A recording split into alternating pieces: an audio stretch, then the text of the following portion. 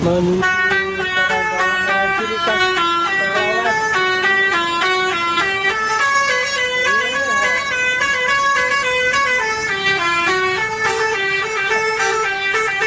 Assalamualaikum para sobat mania, selamat datang kembali para penggemar artis jalanan.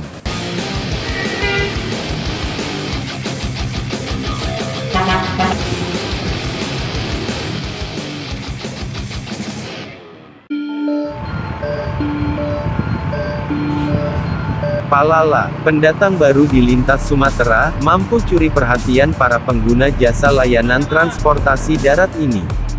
Bagaimana tidak, baru hitungan bulan, Palala mampu berangkatkan satu unit per hari baik dari Padang menuju Jakarta maupun sebaliknya.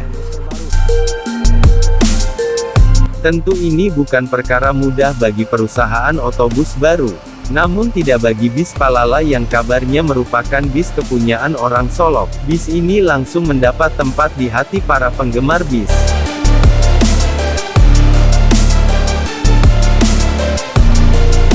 Salah satu bukti nyata, seperti yang kami sampaikan di awal, bis ini mampu berangkatkan satu unit per hari baik dari Padang menuju Jakarta maupun sebaliknya.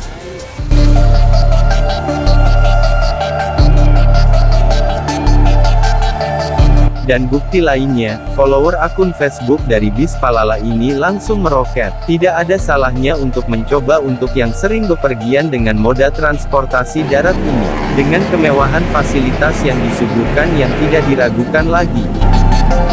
Palala terbaru C05. Terima kasih sudah menonton video ini, semoga bermanfaat. Wassalam.